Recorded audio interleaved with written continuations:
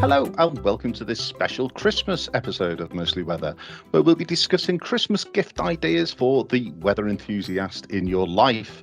Joining me today is the angel of the archives, Catherine Ross. Hello. The bauble of broadcasting, Helen Roberts. Hi, Jeff. The star of severe weather, Penny Tranter. Hello there, Jeff. And I'm Jeff Norwood-Brown, the weird cracker joke that nobody understands.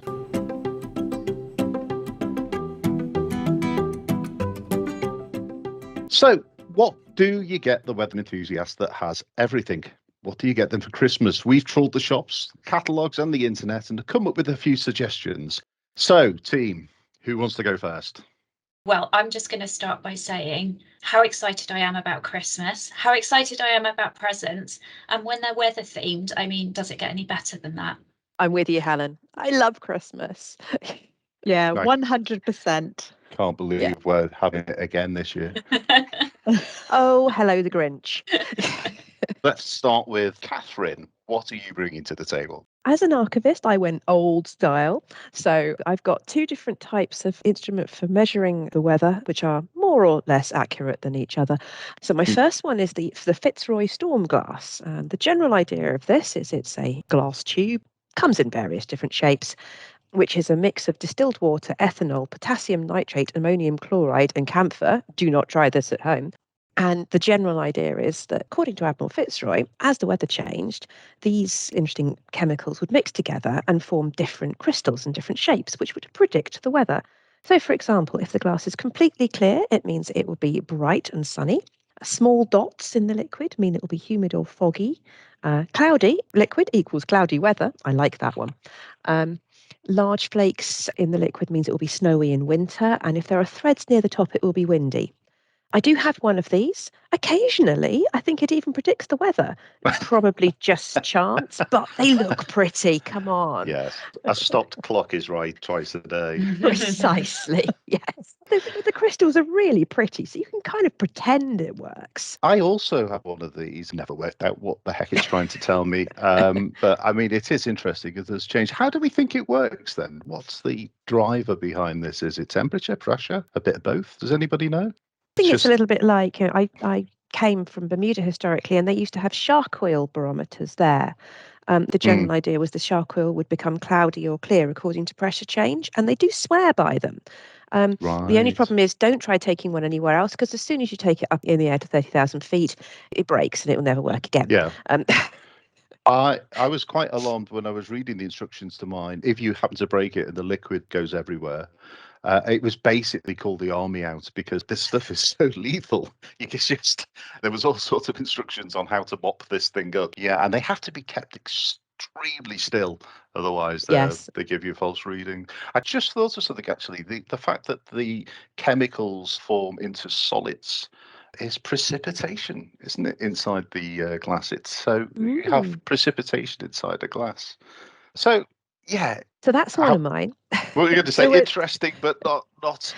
Yeah, that's my interesting, but don't trust it. So where can you go and buy one of these if this is your thing? All sorts of places now, actually. Waterstones, you can get them. Dear old Amazon. I've seen them in garden centres. I got mine from the RNLI. Yeah, all sorts of different places you can find them now. Yeah. What's the price range? Are they cheap and cheerful? Oh, yeah, they're in the under £20 bracket for the most part. Yeah. Brilliant. So yes, they're a cheap and cheerful kind of pretty looking present. Just don't actually trust it. Make sure you've got the app as well. I'd say make sure you've got the app as well. Yeah, we'll stick with the supercomputer for the moment. I think so, yes. So the other one you were going to mention, Catherine? Yes. My other one is a slightly more accurate, if nice and historical one, which is a Galileo thermometer. And that's another glass tube filled with stuff. In this case, it's filled with glass balls, which are in different colours, and each one will has a little metal tag on the end, which has a number which represents the temperature. And you read a Galileo thermometer on the basis that the temperature is whichever is the lowest of the floating glass balls in the top half of your thermometer, and they do come in different sizes. So the general idea is it's to do with buoyancy. So the glass balls will sink to the bottom if the temperature is rising, and they will rise to the top if the temperature is falling. So, yeah, you've got to get that in your head. But once you do, they do actually do that, and they work every time.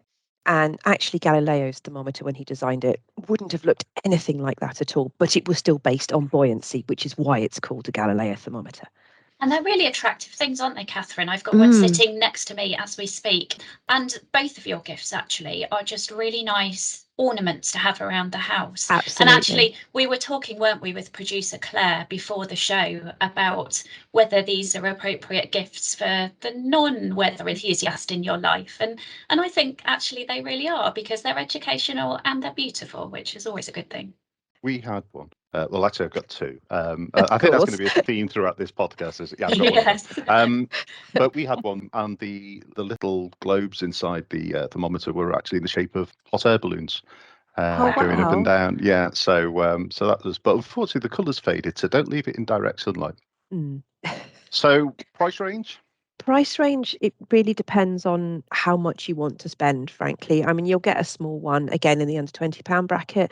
But if you want to go for a big one or a really classy looking one, you can be up into the hundreds, I suppose, for a big one. Yeah. Penny? Well, what I am bringing to you all is a book called Funny Weather. And it's got a subtitle, Everything You Didn't Want to Know About Climate Change, but Probably Should Find Out. Oh, fantastic. And it's, yeah, it is. And it really is a fantastic book. And it's by Kate Evans, but it was written in 2006. But what I loved about it, because I've got the attention span of a gnat, is that it took me an hour to read all 92 pages of it, because Kate is a fantastic illustrator, and she's put a lot of the information into graphics and pictures, which is great for somebody like me. But it's a really, really good book to help people to understand what climate change is all about and why we should be concerned about it. And as I say, it was written in 2006. I would just love it if it was brought bang up to date, because there are some things that do need bringing up to date, but the science behind it is absolutely perfect. So it's a fantastic book. It really is. I highly recommend it. And if there is a later version, then that's even better. Are there any sort of key standout facts or bits of information that you could give us from the book? To be honest, there are loads, Helen. So chapter 1 explains all about the greenhouse effect and its repercussions around the world and how it's involved with climate change. Chapter 2 is all about positive feedbacks. And it goes on to say, sounds quite nice, but it's all about how things could get radically worse. And then chapter 3, what are we doing? What on earth? And chapter 4, what are we going to do if we're sensible, everything we can? Lots of really easy to read information. But what is really good as well is if you want to dig deep into that information, Kate Evans has provided all the scientific references that back up what she has put in her illustrations. So it really is a lovely book, and it's nice and small, and it fitted in my handbag. So that's Funny Weather by Kate Evans. Okay. Yes, it is. Quite a cool cartoon on the cover from the look of it. It has. It has. And I paid about £7 for it. So, Helen, what have you brought to the table today? Well, I've bought all sorts, to be honest, Jeff, because I found it really difficult to choose. But I think my main one is going to be a weather station. And these are available across a variety of price points and all sorts of different technicalities and bits of kit that you can get to go alongside the electronics. So you can have a little anemometer out in your garden on top of the fence and a rain gauge. Anemometer? That's for measuring? That's right. That's for wind speed and direction. And you can measure how much rain is falling. And again, these can vary in terms of being quite manual, where you go out and tip it into a bucket and measure it yourself, or they can be automated. But they're just really interesting, and they're a great way to really get a feel for the weather in your local area. And if you record the information, which is often done electronically and automatically for you, but I did used to have a book that you can buy from the Royal Meteorological Society, which is a weather logbook, and I would write down you know, Catherine will appreciate this from the archives. I'd write down in my pencil every day what the maximum and minimum temperature were, yes.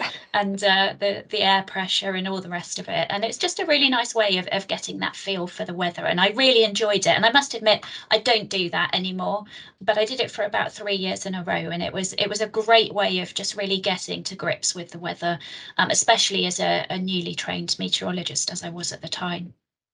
Would it surprise you to learn that I don't have one of these? Actually, I it really have would, six. Jeff. It does. I have 6.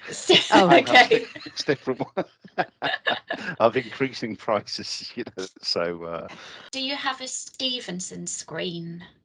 I don't. I have the next door neighbour's fence, but I have been working on a project over the last Exposure's year great because then. you can actually in the middle of a housing estate. Yeah, it's not great for wind speed and direction.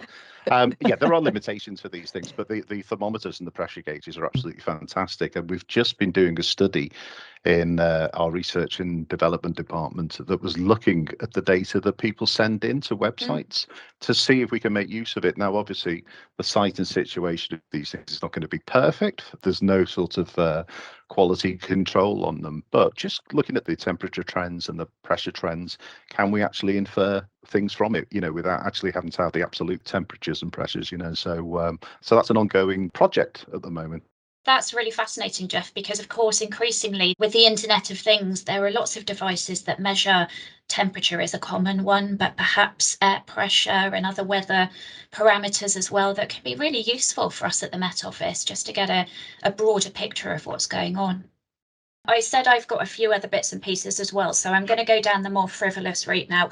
I am a sucker for anything clothes related that's got weather on it. So I'm just showing everybody now a really nice knitted jumper. Well, I say knitted, I mean knitted by a shop. With a sort of weather symbol on it of sunshine behind a cloud, and I do love this one. And one of my other favourite presents, both of these from my lovely husband, I'm just going to fetch it now, is this neon rainbow light with sort of clouds at either end. And this sits next to me all day and it just brightens up my desk. And yeah, I really enjoy anything rainbow or anything with a weather symbol on it. Yeah, that's good for me. I have a fluffy So cloud what's- next to my desk. Oh, nice. From a company which shall remain unnamed, but you can find all sorts of weird and wonderful vegetables and other things produced by them. Yes, the fluffy cloud is very cute. Yeah, no, I think So- they're all wonderful. I've got some little round magnets with lots of different weather symbols off the television. Brilliant. Oh, amazing. Back Do they in the slide day. down? No, Catherine, they stay where they're put. They actually which stay is where they're excellent. put. They're not historically accurate then.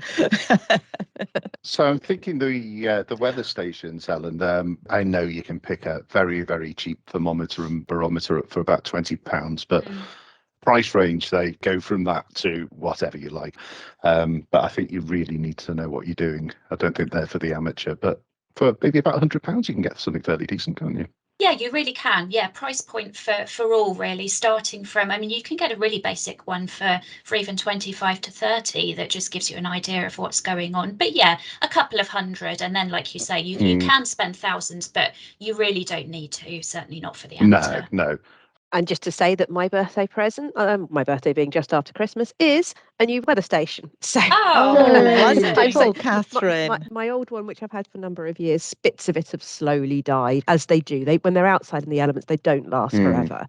But yes, Yeah. I've really been missing knowing what the rainfall is and knowing what the temperature is. So I was like, please, can I have a new weather station for my birthday? So I'm really looking forward to it. That's wonderful, Catherine. So is it going to be different from your last one? Is it going to be measuring, additional elements of the weather, or? I don't think it'll measure too much extra. Actually, if I'm lucky, it'll have an anemometer. That's the wind speed that we were talking about. So it won't be brilliantly positioned because of where I am. But hey, it's always fun to know. Yeah, wonderful. Spiders love them as well. Yes.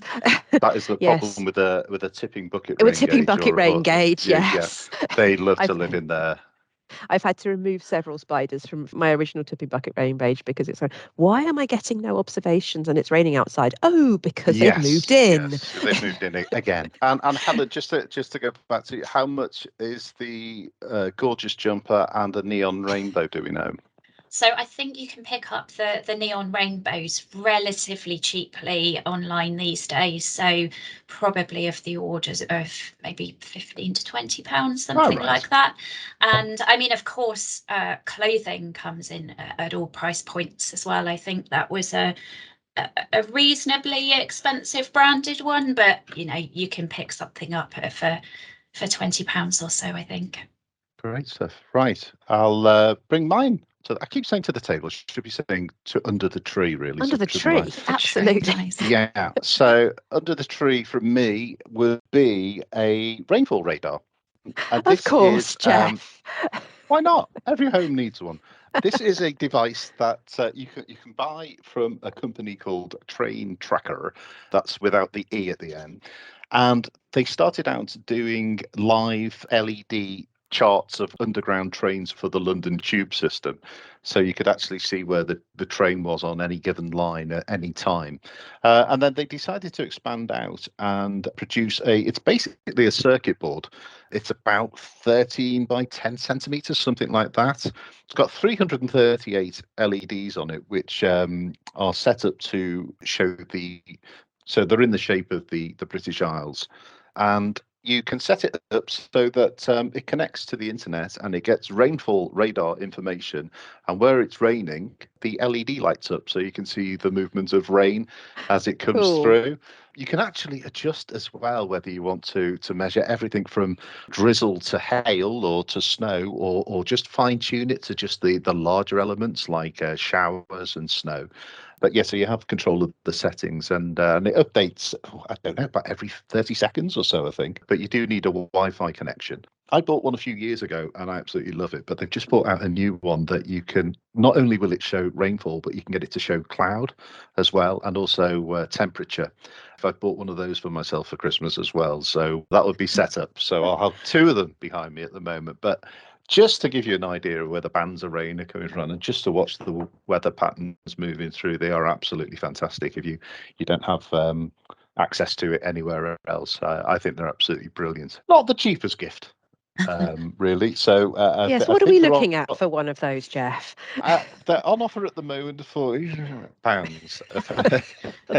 £89 I paid for each of those. It's brilliant, Jeff. I've not come across these before, so it's exciting to find something new that I haven't seen. So does it require much in the way of setup, or is it all done for you? You need to go onto their website and enter the unique code for that circuit board, right? And then connect it to your Wi-Fi briefly, and then it just runs itself. And it's quite a robust thing. So when we moved house, it was unplugged for several days, and obviously it was the first thing that I set up as soon as I moved house, of course, before the beds or anything like that. So.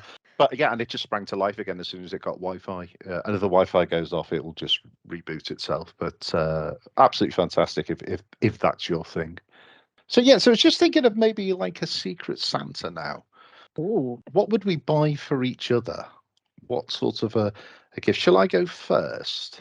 Go for it. Go for it, Jeff. So what I was thinking of, and this is probably for Penny, I think I would buy you perhaps not the original, but maybe a copy of The Hay Wain by John Constable, because I think the National Gallery are using it at the moment. So if I got you a copy, but as we've discussed in previous podcasts, Constable is the artist for me that gets clouds right. When you look at one of his paintings, you can tell what the weather is doing. And the Hay Wain is definitely, it's a summer's day, post-cold front, with those cumulus in the sky.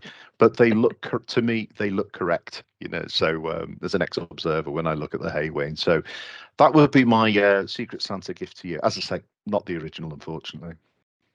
Shout out for Luke Howard 250th anniversary just a few weeks ago, and it was his name in the clouds that got Constable into doing it all right.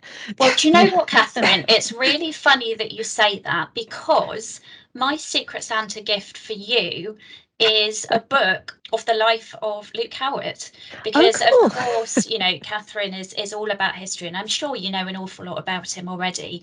But there are some fantastic books out there. One I know of by Richard Hamlin, who was at the Luke Howard celebrations along with me a few weekends ago in Tottenham.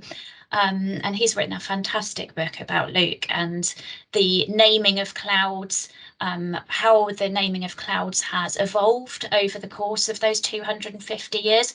Although incredibly, although there have been additions and slight tweaks, we pretty much use the same system that he put in place all those hundreds of years ago, which is quite incredible. And it goes to show that he really was ahead of his time. And the fact that he used those Latin names means that it's just stuck with us.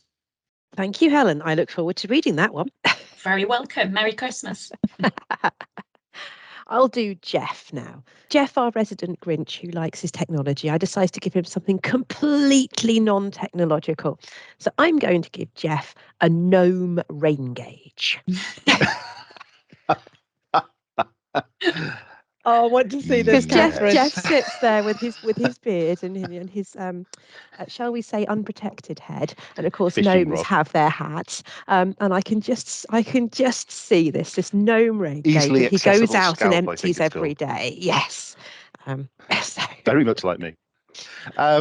Yes, So- you've obviously tapped into my love of gnomes there, Catherine. Actually, that sounds absolutely brilliant. I'd love that. That would be fantastic. Thank you very much. Gnome-tastic, Catherine. So, Probably Tenny, best you're not. lefty. What's your secret Santa? So my secret Santa's for Helen, but I'm going to sound really boring now after your gift, Catherine, to Jeff. But Helen, I think because you've got such a lovely, lovely broadcasting voice, I was going to give you your own radio show. Oh, So that you could talk about weather and you could invite guests to talk about lots of different types of aspects of weather.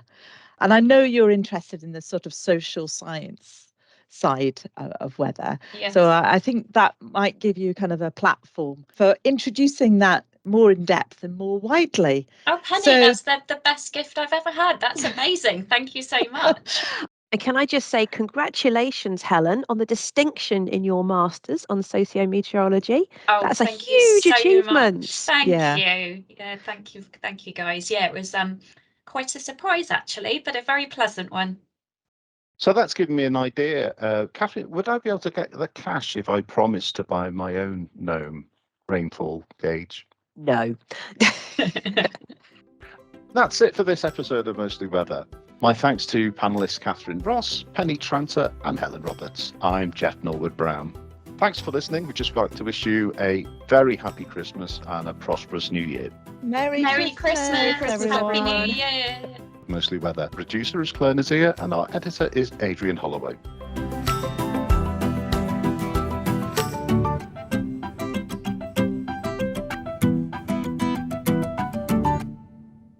Mostly Weather is a podcast by the UK Met Office. For the latest weather conditions where you are, download the Met Office weather app.